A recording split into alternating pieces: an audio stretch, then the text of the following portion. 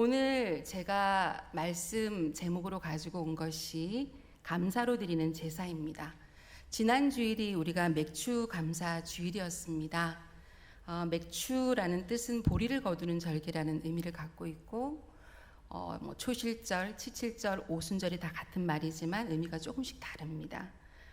하나님께서 우리가 이제 상반기 기간 동안 이제 반이라는 어떤 세월이 흐르고 이 상반기 동안의 기간 동안 우리를 지켜주신 하나님께 감사를 올려드리는 절기를 보냈습니다. 성도 여러분, 여러분들은 날마다 숨쉬는 순간마다 우리 하나님의 은혜로 살아간다고 고백할 수 있습니까? 이쪽이 좀 크게 들리시나요? 이쪽이 좀 약하신데요. 다시 다른 걸로 한번 물어보겠습니다. 현재 나의 삶이 어떠하든지 모든 것이 주님의 은혜임을 믿습니까? 네. 이렇게 우리가 담대하게 아멘 할 수 있어야 됩니다. 지난 주일에 제가 지도하고 있는 영유아부 예배에서 하나님께서 이스라엘을 도우셨어요 라는 제목으로 말씀을 우리 아이들에게 들려주었습니다. 이스라엘 백성들은 하나님을 잊어버리고 바알과 아스다로 신상을 세워놓고 그 앞에서 빌면서 우리의 농사가 잘 되게 해달라고, 잘 사게 해달라고 빌었습니다. 당시의 이방 신들 중에는 바알이라고 하는 이 신이 농사의 신이었고 풍요의 신이었습니다. 아스다롯은 다산의 여신이었습니다. 많은 사람들이 바알과 아스다롯을 섬겼는데요. 하나님의 역사를 봤던 이스라엘 백성들도 하나님을 잊어버리고 바알과 아스다롯 앞에서 절을 하면서 자신들의 복을 빌었습니다. 하나님의 은혜를 입은 이스라엘 백성들이 하나님을 잊어버린 것입니다. 우상에게 절을 하면서 복을 비는 그 모습을 보신 하나님의 마음은 얼마나 아프셨을까요? 하나님께서는 마음이 아프셨지만 하나님을 거역하고 잊어버린 이스라엘 백성들에게 심판을 하시기 위해서 블레셋 군대를 부르시기로 작정하십니다. 그때 이스라엘 백성들은 블레셋 군대가 쳐들어온다는 걸 알았거든요. 굉장히 두려워서 떨었어요. 하지만 하나님께 회개하지 않았습니다. 그들이 취했던 방법은 어떤 거였냐면 하나님의 그 돌판이 들어있던 언약궤를 가져다가 마치 미신처럼 언약궤를 가지고 전쟁에 나가면 우리가 승리할 수 있어. 이런 마음으로 언약궤를 가지고 전쟁에 나가게 됩니다. 결과는 어떻게 되죠? 언약궤를 빼앗기게 됩니다. 하나님은 죄를 돌이키지 않고 우상을 숭배하듯 언약궤를 의지한 이스라엘 백성들을 향해서 얼마나 마음이 언짢고 아프셨는지 모릅니다. 그때서야 이제 이스라엘 백성들은 하나님의 이름을 부르기 시작합니다. 하나님 도와주세요. 저라도 안 도와주고 싶은데 하나님께서는 이때 또 이스라엘 백성들의 부르짖음에 응답을 하시게 됩니다. 그래서 보내주신 선지자가 사무엘 선지자입니다. 사무엘 선지자를 통해서 이제 하나님께서 이스라엘 백성을 다시 인도하시게 되는데요. 제가 이 영유아부에서 했던 설교 내용을 왜 얘기하냐 하면 하나님은 항상 그 자리에 계시고 언제나 그대로 이스라엘 백성들을 사랑하셨습니다. 하나님을 떠났던 것은 바로 이스라엘 백성이었던 것이죠. 마찬가지입니다. 우리들도 하나님이 어디에 있냐고 불평하고 원망할 때가 있습니다. 그때 내가 하나님이 떠난 것이 아니라 내가 하나님 앞에서 어떻게 행했는지 우리가 돌아볼 수 있어야 된다는 것입니다. 하나님께서는 성경을 통해서 우리에게 진리의 길을 보여주고 계십니다. 우리가 하나님의 성전인 교회를 사랑하고 삶의 우선순위를 하나님께 두고 예배하기로 결심하면 하나님께서는 놀라운 은혜를 우리에게 역사해 준다는 것입니다. 바쁘다는 이유로 또 경제적으로 힘들다는 이유로 삶이 너무나 고단하다는 이유로 우리는 얼마나 하나님과 멀어지고 있습니까? 우리에게 주어진 시간, 우리의 가정, 우리의 일터, 우리의 삶과 죽음도 모두 주님의 손에 있습니다. 하나님께서 오늘날 여기까지 우리를 인도해 내셨습니다. 하나님께서는 외모나 물질을 통해서 판단하지 않으시고 아주 연약한 사람들을, 소외된 사람들을 통해서 역사를 이루어가는 것을 우리가 성경을 통해서 보게 됩니다. 세리장이었던 삭개오도 손가락질을 당했지만 우리 예수님은 친구가 되어주셨고요. 그리고 창녀였던 마리아도 예수님 앞에서 향유를 깨뜨렸을 때, 옥합을 깨뜨려서 향유를 부었을 때 많은 사람들이 그 돈 가지고 어려운 사람 도와주지 했을 때 예수님은 마리아를 칭찬하셨습니다. 그리고 가부의 두렙돈, 아주 작은 헌금을 내는 것을 보고 거금을 냈던 이 바리새인이 비웃었지만 하나님께서는 과부의 그 작은 헌금을 귀하게 받으셨습니다. 하나님께서는 연약하고 소외된 사람들의 귀한 작은 믿음을 보시고 그 믿음을 성경에 기록하시고 전 세계에, 온 세상에 전파되도록 하셨습니다. 여러분, 이 지구상에서 가장 오랫동안 한 번도 바뀌지 않고 베스트셀러라고 하는 책이 무엇인지 아십니까? 다 아시네요. 예, 맞습니다. 성경입니다. 코로나로 전쟁으로 모든 복음이 막힌 것처럼 보이지만 에스겔서에 나오는 성전의 물이 흘러가면서 모든 것이 막 살아나듯이 하나님의 은혜는 지금도 살아서 역사하고 있습니다. 저는 개인적으로 책이나 영화 이런 것도 굉장히 좋아하지만 특별히 좀 고전을 좀 좋아합니다. 그래서 클래식한 그런 영화를 참 좋아하는데 저희 어머니 세대에서는 오드리 헵번의 로마의 휴일이라든가 바람과 함께 사라지다 이런 영화들을 어머니와 함께 봤던 기억이 있습니다. 이번에 제가 설교 준비를 하면서 감사와 관련된 영화들을 좀 검색을 하다가 제가 보지 못했던 영화를 하나 발견했어요. 1946년에 개봉한 건데요. 한번 띄워주시겠습니까? 우리 생애 최고의 해라고 하는 유명한 영화를 만났는데요. 많이 모르실 것 같기도 하고요. 또 우리 장로님들이나 좀 나이가 있으신 분들은 보셨을지도 모르겠어요. 옛날에 우리 어렸을 때는 명작, 극장 이런 것들을 통해 가지고 아주 좋은 영화들을 많이 보여줬었는데요. 이 우리 생애 최고의 해라고 하는 이 영화는 원래는 책이었어요. 이건 뭐냐면 2차 세계대전 때 해럴드 러셀이라고 하는 그 군인이 있었습니다. 공군이었는데요. 이 군인이 세계 2차 대전에 참전하면서 폭탄을 맞아서 팔 2개를 다 잃게 됩니다. 팔 2개를 다 잃었는데 팔 2개를 다 잃고 다시 전쟁을 마치고 돌아왔을 때 너무나 시리에 빠져서 나는 이 2팔이 없으니까 아무것도 할 수 없어. 그래서 하나님 앞에 기도합니다. 하나님, 저는 쓸모없는 인간입니다. 근데 그때 하나님께서 기도에 응답을 해주신 거예요. 뭐라고 하셨냐면 없는 것을 보지 말고 있는 것을 한번 보아라. 그 말을 듣고 자기 자신을 돌아보니 나에게는 2눈도 있고 귀도 있고 2 다리도 아직 있고 하나님을 아는 믿음이 있다는 것을 알게 되었다는 것입니다. 그 은혜에 감사해서 책을 쓰게 된 게 바로 이 영화예요. 이 책이 베스트셀러가 되면서 이제 영화가 된 것입니다. 근데 이 해럴드 러셀이라는 청년이 이런 말을 했어요. 화면 한번 띄워주시기 바랍니다. 화면을 보시면서 한번 보시면은요, 그가 이렇게 기자들이 해럴드 러셀에게 당신은 어떻게 이렇게 2팔도 없는데 감사할 수가 있습니까? 라고 물었을 때 이렇게 대답했다고 합니다. 나의 육체적인 장애는 큰 축복이었습니다. 그러나 잃어버린 것을 계산할 것이 아니라 하나님께 받은 것을 생각할 때 더 많은 가능성을 보게 되고 앞이 열리는 것을 보았습니다. 성도 여러분, 잃어버린 만큼 더 많이 얻는다는 것을 생각해 본 적이 있으신지요? 우리가 육체적이고 물질적인 것, 눈에 보이는 것들을 많이 잃어버리기도 합니다. 하지만 정신적이고 영적인 것, 더 신비롭고 더 높은 가치, 이런 것들을 우리가 다시 얻게 된다면 어떨까요?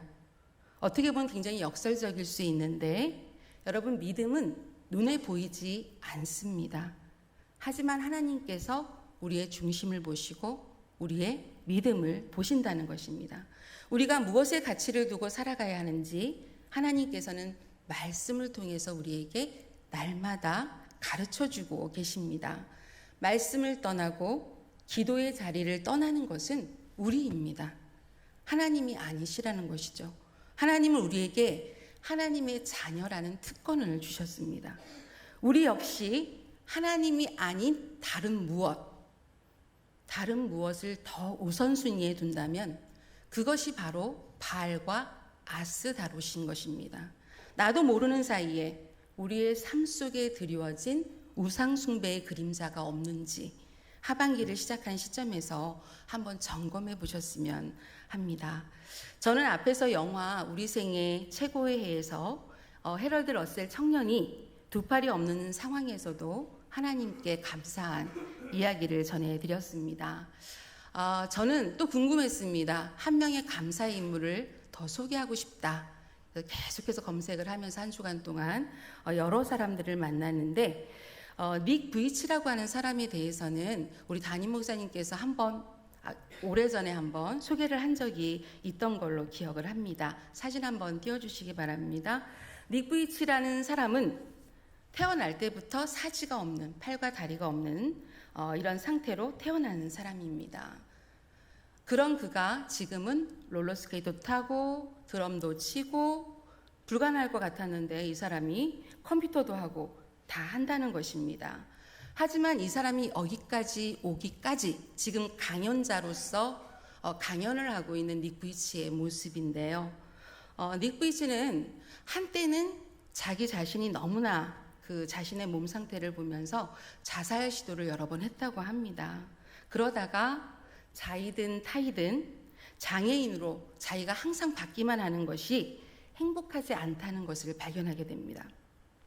아주 작은 것이라도 베풀기를 시작하면 인생에 조금씩 변화가 있다는 것을 알아가기 시작한다는 것입니다. 어느 날 친구들과 모임에서 자신의 신앙생활에 대해서 간증하는 시간이 있었습니다. 화면 한번 띄워주십시오. 자, 이렇게 이야기합니다. 하나님이 나를 잊으신 것은 아닌지 의심할 때가 많았다. 나 자신이 하나님의 실패작인 것은 아닌지 너무 힘들었다. 그분의 특별한 계획이 있으심을 알게 되면서 내가 실수로 태어난 것이 아니라는 것을 더 확실하게 믿게 되었다. 그 이후로 많은 간증이 있었고요. 그날 그 자리에 참석했던 그 친구들 외에도 많은 사람들이 닉 브이치의 간증을 듣고 모두가 울음바다가 됐다고 합니다. 이때가 바로 터닝 포인트였어요. 그 간증을 들었던 그 장소에 있었던 몇몇 사람들이 이 이야기를 퍼나르기 시작한 것입니다. 여러 모임과 단체에서 삶의 경험을 나누어 달라는 요청이 쏟아졌습니다. 그렇게 닉 브이치는 강연자가 되었습니다. 사지가 다 없는 상태지만 그는 그가 가장 잘할 수 있는 이야기 나누는 강연을 통해서 많은 사람들에게 감동과 희망을 주게 되었습니다. 닉 브이치가 2010년도에 쓴 책이 허그라는 책인데요. 그 책이 이제 많은 사람들에게 도전을 주고 희망을 주었습니다. 이 책에서 닉 브이치는 두 가지를 이야기를 했는데요. 첫 번째는 자신을 받아들이는 용기가 필요하다는 것입니다. 불행하냐고 행복하냐고 물어보지 말라는 거예요. 운명이라고 하는 것은 자기 자신이 어떻게 받아들이냐에 달려 있다고 닉 브이치는 외쳤습니다. 두 번째가 중요합니다. 두 번째는 하나님의 위대하심과 무한한 가능성을 신뢰하는 믿음이 필요하다. 다른 사람들과 비교할 때는 불가능해 보였는데 하나님 앞에서는 또 다른 가능성이 보였다는 것입니다. 자기의 삶으로 그걸 체험해서 이 책을 쓴 것입니다. 그리고 내가 사지가 없는 장애인이지만 받으려고 하는 것이 아니라 남을 도우려는 태도로 살아가야 된다. 이렇게 닉 브이치는 삶의 장애물을 가진 모든 사람들에게 외쳤습니다. 화면 하나 띄워주시기 바랍니다. 닉 브이치가 이렇게 이야기를 마지막으로 했습니다. 우리는 모두 다 불완전한 인간들이지만 그 모습 그대로 하나님이 주신 아름다운 선물들을 나눠야 합니다. 내면을 들여다보세요. 세상을 화나게 할 불씨가 그곳에 들어 있습니다. 나도 모르는 사이에 누군가에게 내가 힘이 되어줄 수 있다는 것입니다. 저는 이 글을 읽으면서 우리 전화교회에 계시는 많은 분들이 생각이 났어요. 아시는 분들은 많이 아시겠지만 제가 2000년 초에 전화교회에 와서 한 6년간 사역을 하다가 다른 교회 사역을 한 10년 하고 다시 우리 전화교회로 들어왔거든요. 지금 7년째 사역을 하고 있는데요. 그러다 보니까 제가 이제 우리 은퇴 장로님들도 이제 많이 뵙게 되고 은퇴 권사님들도 많이 뵙게 되고 이렇게 되더라고요. 근데 제가 이제 안내 서면서 계속 이제 올라오시는 은퇴 후에도 예배의 자리에 오시고 또 예배를 귀하게 여기시는 우리 은퇴 장로님, 은퇴 권사님의 모습을 보면서 이분들의 헌신이 있었기 때문에 전화교회가 여기까지 올 수 있었구나. 그래서 내가 전화교회에 애착을 가지고 있구나. 이렇게 느꼈습니다. 그래서 이 예배를 귀하게 여기시고 또 예배의 자리에 나와서 정말 예배를 드리는 모습을 보는 것만으로도 굉장히 은혜가 있고 감사한 마음이 들더라고요. 우리는 하나님의 뜻을 늘 생각합니다. 그의 나라와 그의 의를 구하라고 하셨기에 하나님의 뜻이 무엇인지, 하나님의 마음과 하나님의 서원이 무엇인지를 늘 깊이 생각해야 합니다. 너무 복잡하게 생각하지 마시고요. 여기 계신 우리 성도님들 가운데는 이미 부모가 되셨고 또 손주를 보신 분도 계시고요. 아직 아이들이 성장기에 있는 분들도 계십니다. 여러분, 부모가 자식한테 가장 바라는 게 무엇일까요? 데살로니가전서 5장 16절에서 18절 말씀을 우리가 같이 한번 읽어보도록 하겠습니다. 준비 시작.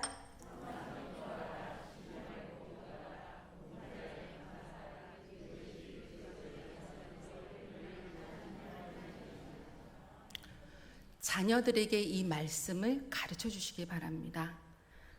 항상 기뻐하라, 쉬지 말고 기도하라, 범사에 감사하라.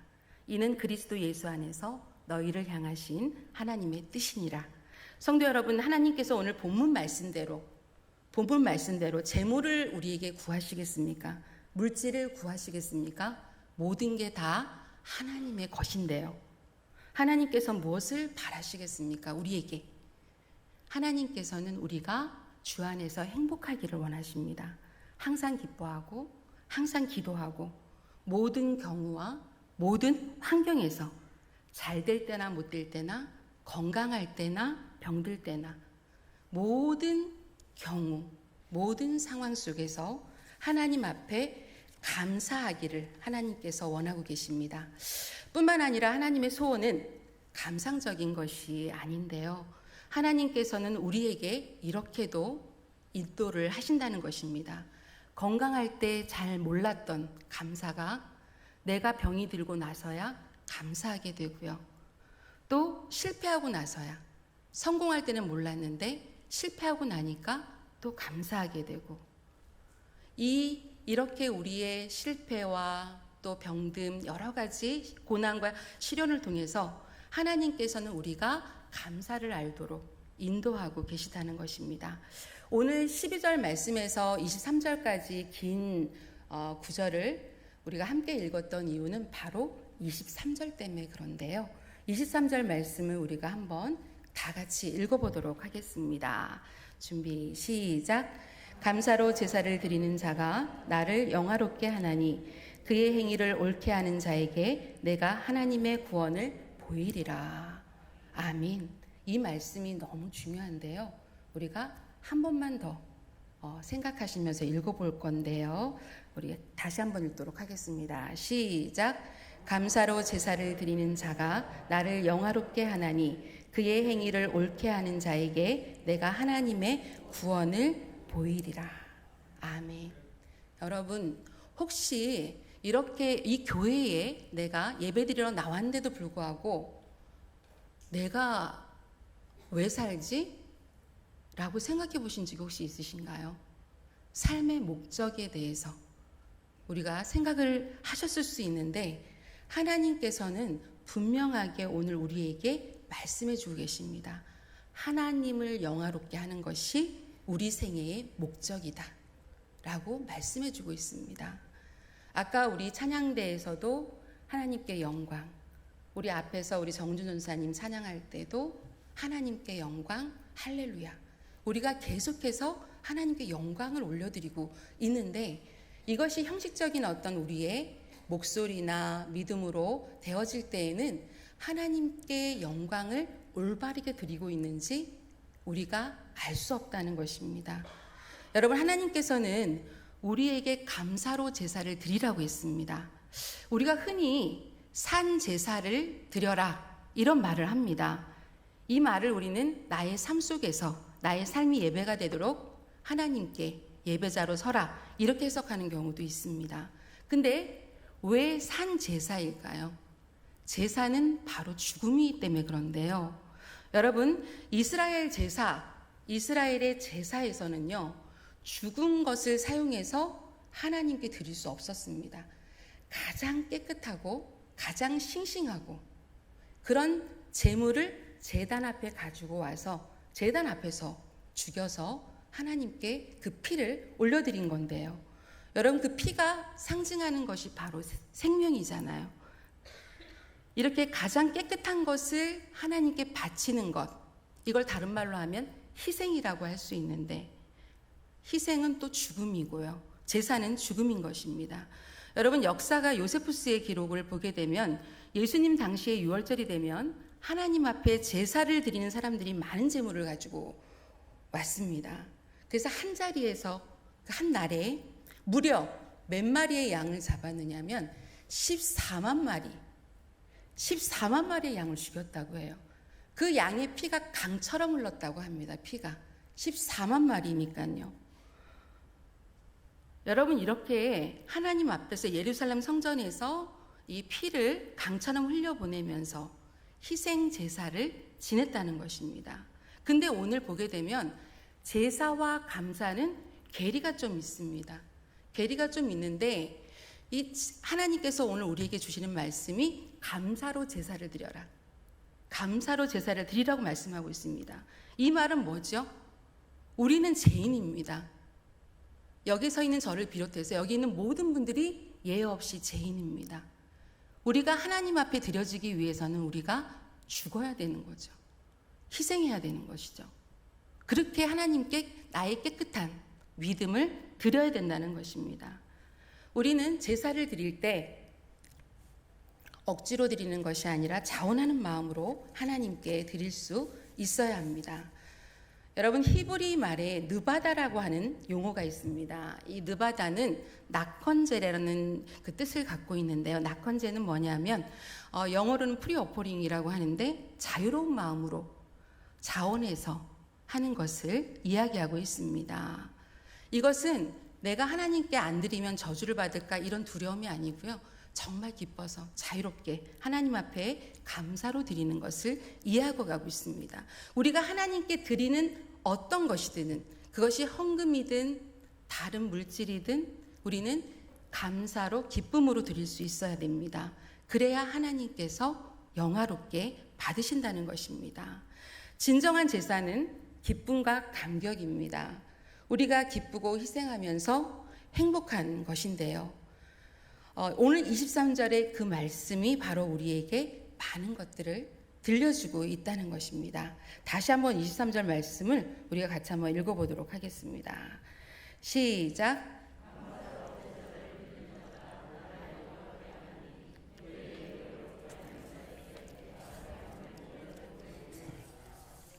아멘.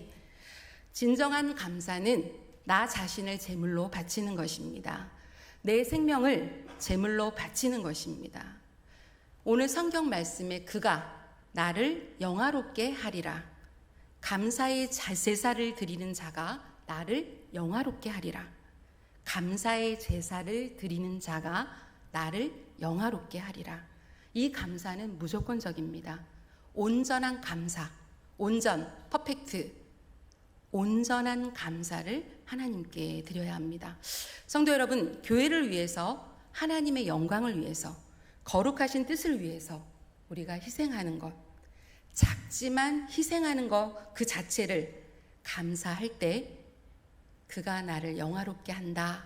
하나님께서 기억하신다는 것입니다. 하나님께서는 지금 전화교회, 지금 여기 우리와 함께 계십니다.